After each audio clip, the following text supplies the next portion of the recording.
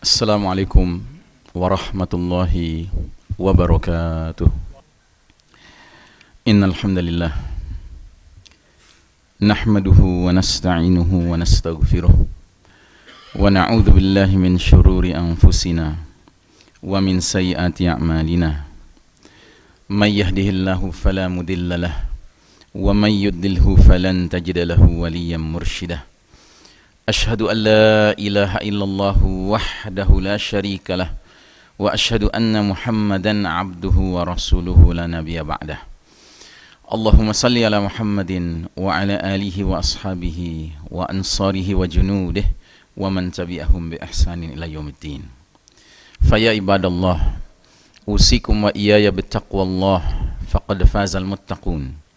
وقال الله تعالى في كتابه الكريم بعد أعوذ بالله من الشيطان الرجيم يا أيها الذين آمنوا اتقوا الله حق تقاته ولا تموتن إلا وأنتم مسلمون. أما بعد, sidang Jumat rahimakumullah, ada beberapa hadis yang berbicara tentang nubuwah, berbicara tentang masa depan umat. Dan para pengamat akhir zaman mengatakan bahwa hadis-hadis ini sangat cocok menggambarkan kondisi kita hari ini. Di antaranya sebuah hadis riwayat Imam Muslim, Nabi Muhammad sallallahu alaihi wasallam bersabda, "Badiru bil a'mali fitanan kaqita'il lailil muslim." Artinya, bersegeralah kalian beramal sebelum datang suatu masa di mana fitnah itu sangat banyak. Kaqita'il lailil muslim, sehingga dunia menjadi laksana malam yang gelap gulita. Dan di era itu, kata Nabi, fenomena yang muncul di tengah umat ini sangat mengkhawatirkan. Beliau melanjutkan hadisnya dengan mengatakan, yusbihur rajulu mu'minan wa yumsi kafiran, aw yumsi mu'minan wa yusbihu kafiran. Di pagi hari seseorang masih beriman, masih mukmin. Sore harinya dia menjadi kafir. Atau di sore hari seseorang masih beriman, masih mukmin, tetapi pagi harinya dia menjadi kafir. Jadi jelas Nabi mengatakan pagi beriman, sore kafir. Sore beriman, pagi kafir. Nabi tidak mengatakan pagi berbuat amal soleh, sore berbuat amal yang jahat. Bukan. Perbandingannya bukan antara baik dan jahat, antara baik dan buruk. Tapi jelas Nabi mengatakan antara beriman di pagi hari dan kafir di sore hari. Karenanya, para ulama mengatakan bahwa dosa itu bertingkat-tingkat. Tetapi dosa yang paling mengkhawatirkan disebut dengan dosa nawaqidul iman. Dosa yang bisa membatalkan keimanan. Nah, jadi fenomena yang muncul ketika dunia ini diselimuti oleh fitnah yang begitu banyak, sehingga dunia menjadi gelap gulita, kata Nabi, seperti malam yang gelap gulita. Di antara kondisinya adalah munculnya orang-orang yang mengaku muslim, tetapi dia terlibat dalam perbuatan-perbuatan atau ucapan-ucapan atau bahkan keyakinan-keyakinan yang dalam kacamata syariat Islam kategorinya sudah membatalkan keimanan. Na'udzubillahi min dzalik. Salah satu contoh yang paling nyata adalah kasus yang dikatakan para sahabat sebagai al-istihza'u biddin, mengolok-olok agama. Hari ini dengan mudahnya kita temukan orang-orang yang mengaku muslim mengolok-olok agamanya sendiri. Ini adalah perkara yang sangat serius. Jika Anda punya kenalan yang melakukan kebiasaan seperti itu, ajaklah dia bertaubat, meninggalkan kebiasaannya itu. Kenapa? Karena ketika dia terlibat dalam kebiasaan itu, pada dasarnya sejak saat itu batal imannya. Sejak saat itu apapun kebaikan yang dia kerjakan tidak ada nilainya di sisi Allah Ta'ala sebelum dia bertaubat dari dosa yang satu itu. Nah, saudaraku rahimakumullah, di ujung sekali dari hadis tadi, hadis riwayat Muslim tadi, Nabi memberikan sedikit sebab mengapa fenomena ini terjadi. Yabi'u dinahu bi'aradin minad dunya. Orang yang pagi beriman sore kafir itu telah rela menjual agamanya demi mendapatkan kenikmatan dunia. Jadi ini orang-orang yang sudah mengalami kerancuan berpikir, sehingga tidak sanggup lagi membedakan mana perkara yang mahal dan mana perkara yang murah. Dia memandang agama itu perkara yang murah, yang dengan ringannya dia rela melepasnya, meninggalkannya. Sementara dia menganggap kenikmatan dunia itu perkara yang sangat mahal, sehingga apapun dia akan kejar untuk mendapatkan kenikmatan dunia itu, sekalipun harus menanggalkan agamanya. Na'udzubillah min dzalik. Nah, inilah kondisi dunia hari ini, dunia yang gelap. Dari sudut lain, kita perlu bertanya, kegelapan ini disebabkan oleh apa? Kita tahu suatu ruangan itu dikatakan gelap gulita apabila cahaya absen dari ruangan itu. Sedangkan bagi kita orang beriman, cahaya kita bersumber dari Allah Subhanahu wa taala. Dan Nabi Muhammad sallallahu alaihi wasallam, nabi akhir zaman, telah menerima mukjizat yang menjadi cahaya itu, namanya Al-Qur'an. Dan karenanya Allah Ta'ala dalam surah Ibrahim ayat pertama berfirman, Alif Lam Ra, Kitabun anzalnahu ilaika litukhrijan nasa minaz zulumati ilan nuri biizni rabbihim ila siratil azizil hamid. Artinya, Alif Lam Ra, ini adalah kitab Al-Quran yang kami turunkan kepada engkau Muhammad sallallahu alaihi wasallam, agar engkau mengeluarkan manusia dari kegelapan kepada cahaya yang terang benderang dengan izin Rabb mereka, yaitu menuju jalan Allah yang maha perkasa lagi maha terpuji. Saudaraku rahimakumullah, kalau kita belajar sirah nabawiyah, sejarah perjuangan Nabi Muhammad sallallahu alaihi wasallam, Nabi mengalami dua masa berjuang, yaitu masa di Mekah dan masa di Madinah. Biasa disebut dengan Fatrah Makkiyah dan Fatrah Madaniyah, periode Mekah dan periode Madinah. Kondisi Nabi dan para sahabat ketika di Mekah adalah kondisi lemah, sedangkan ketika di Madinah kondisinya kuat. Di Mekah, Nabi dan para sahabat apabila membacakan Al-Quran, bahkan orang-orang musyrik langsung mengeroyoknya, memukuli mereka, karena mereka tidak senang wahyu Allah Ta'ala dibacakan di depan umum. Nah, dengan adanya ayat ini, Nabi dan para sahabat sadar sesadar-sadarnya bahwasanya justru cahaya Al-Quran itu harus bersinar. Dia harus ditegakkan sedemikian rupa agar kerusakan masyarakat itu bisa dihilangkan. Begitu juga dengan kita sekarang. Kalau kita meyakini bahwa Al-Quran merupakan sumber cahaya bagi kita, inilah solusinya. Dan solusi inilah yang hari ini oleh mereka yang menguasai dunia tidak diperkenankan. Mungkin Anda heran dengan kalimat ini. Mungkin Anda akan mengatakan, Ustadz, saya tilawah tidak ada yang melarang. Bahkan di mana-mana sekarang kaum muslimin bikin pondok tahfiz, tidak ada yang melarang. Kita tadabbur Al-Quran, tidak ada yang melarang. Betul, itu tidak dilarang. Tetapi apakah benar Al-Quran diperkenankan menjadi sebagaimana yang Allah kehendaki? Allah berkehendak Al-Quran ini pada akhirnya hendaknya menjadi seperti dalam ayat yang sering kita dengar di bulan Ramadan dibacakan oleh para imam, para khatib, para muballigh.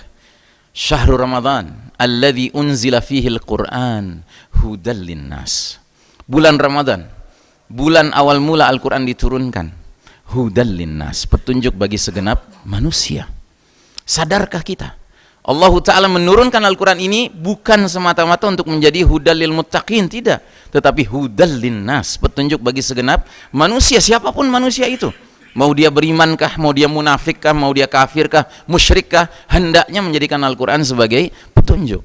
Dan inilah yang diperjuangkan oleh Nabi dan para sahabat, sehingga mereka dengan keistiqomahannya, dengan kesabarannya, dengan infaknya, sodakohnya, dengan dakwahnya, dengan ibadahnya, dengan jihadnya di jalan Allah Ta'ala, ketika Allah mengizinkan mereka hijrah ke Madinah, mereka kemudian menjadi posisinya berubah, berbeda dengan di Mekah.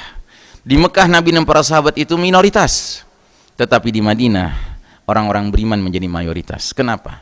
Karena ketika muhajirin hijrah ke Madinah, sudah ada sekumpulan orang yang menanti-nanti mereka dengan sangat semangatnya, yaitu kaum Ansar. Sehingga kaum muhajirin plus Ansar menyebabkan kota Madinah menjadi kota yang mayoritasnya orang beriman. Kuat posisi Nabi dan para sahabat.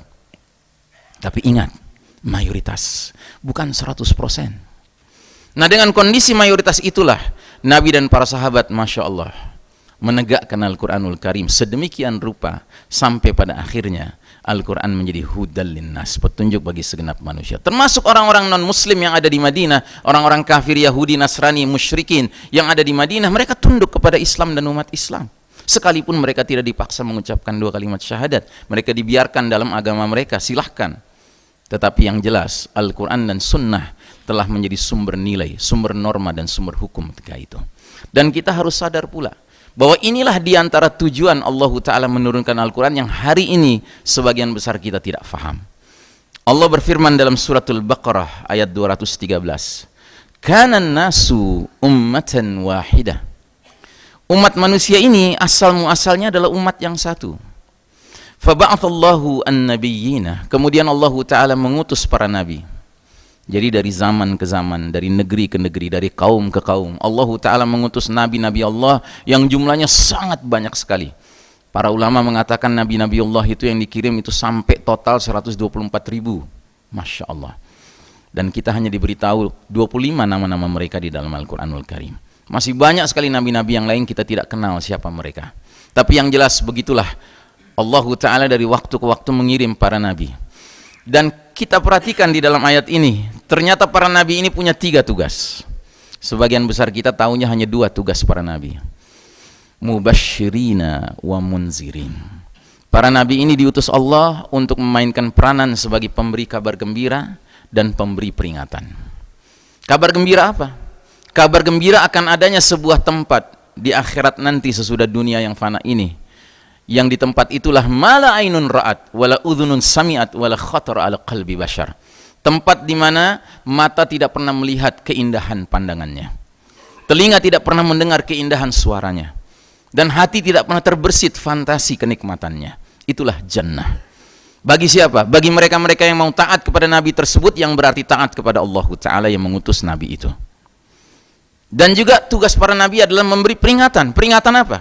Peringatan akan adanya suatu tempat di akhirat nanti setelah dunia yang fana ini, di mana di tempat itu digambarkan oleh Allah Ta'ala, la yamutu fiha wa la yahya. Manusia dikatakan hidup tidak, dikatakan mati tidak, sengsara terus menerus, penderitaan dan siksaan terus menerus. Wa na'udzubillahi min dzalik, neraka. Bagi siapa? Bagi orang-orang yang durhaka kepada nabi itu, yang berarti durhaka kepada Allah yang mengutus nabi itu. Nah, sebagian besar kita umumnya tahu para nabi itu tugasnya hanya 2 ini. Padahal di ayat ini jelas sekali Allah mengatakan ada tugas ketiga yang sebagian besar kita nggak paham tugas ketiga ini. Apa itu tugas ketiga? Kata Allah Ta'ala, wa anzala ma'ahumul kitaba bil haqqi liyahkuma bainan nasi fi makhtalafu fihi. Bersama para nabi-nabi itu, kata Allah Ta'ala, Allah turunkan sebuah kitab yang hak, yang benar. Tugasnya apa? Kitab ini fungsinya apa? Untuk memutuskan perkara dalam hal-hal yang umat manusia perselisihkan. Jadi saudaraku rahimakumullah, ada satu fungsi dari Al-Quran yang hari ini tidak dibenarkan untuk dijadikan fungsi itu berperan, yaitu fungsi sebagai kitab hukum. Karenanya saudaraku rahimakumullah, kalau kita perhatikan kenapa umat manusia sekarang kacau, karena pada hakikatnya hukum Allah Ta'ala ditinggalkan. Dan kalaulah yang meninggalkan itu kaum kafir, itu wajar Pak. Tetapi cilakanya hari ini yang mengaku muslim pun tidak memandang bahwa Al-Quran, Allah dan hukumnya adalah solusi. Aqulu qawli hadza fastaghfirullah li wa lakum innallaha huwal ghafurur rahim.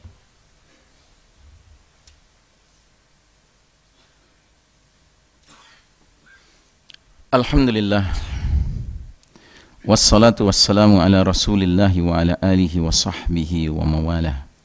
Fa ya ibadallah, usikum wa iyaya bittaqwallah faqad fazal muttaqun. Wa qala Allah Ta'ala fi kitabihil karim ba'da a'udzu billahi minasyaitonir rajim. Ya ayyuhalladzina amanu taqullaha wa qulu qawlan sadida yuslih lakum a'malakum wa yaghfir lakum dzunubakum wa may yuti'illaha wa rasulahu faqad faza fawzan 'azima. Amma ba'd. Sidang Jumat rahimakumullah. Di dalam hadis yang lain, hadis diriwayatkan Imam Abu Daud, Nabi Muhammad sallallahu alaihi wasallam menggambarkan juga kondisi kita hari ini dengan gambaran yang lebih memprihatinkan. Beliau bersabda, yushikul umamu an tada'a alaikum kama tada'a al-akalatu ila qas'atiha. Hampir-hampir bangsa-bangsa memperebutkan kalian umat Islam layaknya memperebutkan makanan yang berada di mangkok. Seorang laki-laki berkata, apakah dikarenakan sedikitnya jumlah kita waktu itu? Nabi menjawab, bal antum kathirun, bahkan kalian pada saat itu, pada masa itu berjumlah sangat banyak. Walakinnakum ghutha'un ka ghutha'is sail, akan tetapi kalian laksana buih yang terapung di atas air. Wala yanzi'annallahu min suduri aduwikum al-mahabata minkum, dan Allah Ta'ala akan mencabut rasa takut musuh-musuh kalian kepada kalian. Dan Allah Ta'ala akan menanamkan penyakit al-wahan. Seorang sahabat bertanya, wa mal wahan ya Rasulullah, apa itu penyakit al-wahan ya Rasulullah? Nabi menjawab, hubbud dunya wa karahiyatul maut, cinta dunia dan takut menghadapi kematian. Jadi saudaraku rahimakumullah, ini kondisi kita juga cocok digambarkan dalam hadis ini. Bukankah kita umat Islam hari ini umat yang mayoritas, yang banyak sekali jumlahnya di muka bumi? Tetapi mari kita lihat, satu-satunya umat yang dikeroyok rame-rame oleh bangsa-bangsa lain adalah umat ini. Dan itu kenapa? Sebabnya apa? Karena ini umat adalah umat yang tetap mengaku muslim, umat yang tetap ingin mengatakan Islam sebagai jalan hidupnya. Sedangkan Allah Ta'ala dalam surat Al-Ma'idah ayat ketiga menyatakan, al-yawma ya'isal ladzina kafaru min dinikum fala takhshawhum wakhshawun. Pada hari ini telah berputus asa orang-orang kafir mengalahkan agama kalian, maka janganlah takut kepada kalian, tapi takutlah kepadaku, kata Allah Ta'ala. Jadi mereka yang mengelola dunia hari ini, dan kita tahu belum sampai 100 tahun yang lalu Allah Ta'ala telah mentakdirkan kita mengalami ujian yang sangat berat secara mendunia, di mana Allah Ta'ala mencabut hak kepemimpinan Islam dan umat Islam atas dunia ini. Kemudian Allah pindahkan kepemimpinan ke pihak lain, ke pihak Barat, Eropa dan Amerika, yang tidak lain adalah al-Yahud wan Nasara. Mereka yang memimpin dunia hari ini. Ini realitas yang harus kita akui. Sekalipun kita mengakuinya, yang penting mental kita tidak boleh mental yang kalah. Kita tidak boleh mengembangkan defeated mentality sekalipun kita sadar kita sedang kalah hari ini. Nah, jadi saudaraku rahimakumullah, mereka yang memimpin dunia hari ini, mereka tidak menginginkan bahwa umat Islam ini menjadi ganjalan bagi mereka. Karena mereka punya rencana besar. Rencana besar mereka adalah membangun Novus Ordo Seclorum, sebuah sistem yang mereka sebut New World Order. Yang gambaran sistem ini bisa Anda lihat di dalam lembaran kertas uang $1 Amerika Serikat, The Great Seal, materai yang mulia, ada gambar piramida yang terpotong di bagian atasnya. Di atas piramida itu digambarkan sebuah segitiga dengan mata tunggal di dalamnya, yang di sekeliling segitiga itu dikasih garis-garis menggambarkan seolah-olah mata itu merupakan the source of light, sumber cahaya. Kemudian mereka tulis di bawah piramida terpotong itu kata-kata berbahasa Latin, Novus Ordo Seclorum, yang maknanya Novus artinya new, Ordo artinya order, Seclorum artinya secular, world, dunia. Jadi New World Order. Mereka punya rencana besar, Pak, mendirikan sebuah sistem dunia, tatanan dunia baru, di mana umat manusia semuanya dimasukkan ke dalam satu tempat namanya piramida, yang piramida itu mengerucut kepada puncak pimpinannya, bersimbolkan mata sebelah. Yang bagi kita umat Islam jelas, mata sebelah itu Dajjal. Jadi seolah-olah sistem dunia yang mereka bangun sekarang ini adalah sebuah karpet merah yang mereka gelar untuk menyambut kedatangan juru selamat mereka, Ad-Dajjal, ya, Rabb palsu, yang kelak nanti kalau muncul dia akan mengaku dirinya Rabb, dan kita orang beriman yang istiqomah akan tetap mengatakan Rabbunallah, sekalipun dampaknya kita harus mengalami nerakanya. Nah, jadi saudaraku rahimakumullah, dalam sistem dunia hari ini satu-satunya pihak yang mereka anggap sebagai ganjalan hanyalah umat Islam. Karena ajaran Islam adalah satu-satunya ajaran yang masih murni, yang mengajarkan kita untuk hanya menghamba kepada Allah Ta'ala dan jangan menghamba kepada selain Allah, apatah lagi kepada Dajjal. Nah, jadi saudaraku rahimakumullah, karena itulah kita menjadi umat yang sekarang dikeroyok di mana-mana, diserang di mana-mana. Cuman celakanya kita sambil diserang, sambil kita semua pada umumnya adalah orang-orang yang sudah berpenyakit al-wahan, hubbud dunya wa karahiyatul maut. Ya, sehingga mereka tidak punya rasa takut kepada kita. Ya, jangankan rasa takut, respek saja tidak ada. Kenapa? Karena antara ucapan kita dan perbuatan kita banyak hal yang tidak klop. Di dalam salat kita mengatakan ghairil maghdubi alaihim waladdallin. Jangan masukkan kami ke dalam golongan yang kau murkai ya Allah, dan golongan yang kau sesatkan ya Allah. Sahabat bertanya, siapa itu ya Rasulullah al-maghdubi alaihim, yang dimurkai Allah? Kata Nabi, al-Yahud, kaum Yahudi. Siapa itu ad-dallun, yang tersesat ya Rasulullah? Kata Nabi, an-Nasara, kaum Nasara. Kan aneh, Dalam sholat kita minta jangan jadi seperti kaum Yahudi dan Nasrani, tapi di luar sholat, ya, we copy paste everything from the West. Kita copy paste semua yang datang dari Barat, yang pada hakikatnya yang sedang memimpin dunia hari ini al-Yahud wan Nasara. Di bidang ideologi kita pun setuju dengan gagasan negara dan agama hendaknya dipisahkan, sekularisme. Di bidang politik kita setuju dengan kaidah kedaulatan di tangan selain Allah Ta'ala. Di bidang ekonomi kita juga sudah seperti orang Barat, tidak membedakan lagi antara jual beli dengan riba. Cincailah, beti beda tipis jual beli dengan riba itu. Di bidang hukum kita pun sudah seperti orang Barat yang menyatakan bahwa hukum dari langit itu pada hakikatnya hukum yang out of date, sudah ketinggalan zaman. Mari kita tegakkan hukum yang bikinan manusia sendiri. Karena manusia modern lah yang paling tahu tentang karakter manusia modern. Nauzubillah min dzalik. Saudaraku rahimakumullah, karenanya Allah Ta'ala mencabut rasa takut musuh-musuh kepada kita. Sebab kita hanya pengakuannya saja beriman, tetapi hakikatnya kita masih ragu di dalam menegakkan keimanan ini, apalagi Al-Quran. Karenanya Allah Ta'ala memang mengatakan di muqaddimah suratul Baqarah, Alif Lam Mim, dzalikal kitabu la raiba fihi hudal lil muttaqin, petunjuk bagi orang-orang bertakwa. Itu benar. Tapi di tengahnya surat Al-Baqarah 185 Allah mengatakan Al-Quran ini ujung akhirnya harus menjadi hudal linnas, petunjuk bagi manusia. Artinya apa? Artinya harus ada sekalipun sedikit jumlahnya orang yang benar-benar bertakwa, orang-orang yang la raiba fihi, nggak punya keraguan dengan Al-Quran, yang mau memperjuangkan agar Al-Quran ini pada akhirnya bukan sekedar menjadi petunjuk bagi kaum muslimin secara umum, tetapi bahkan petunjuk bagi segenap manusia.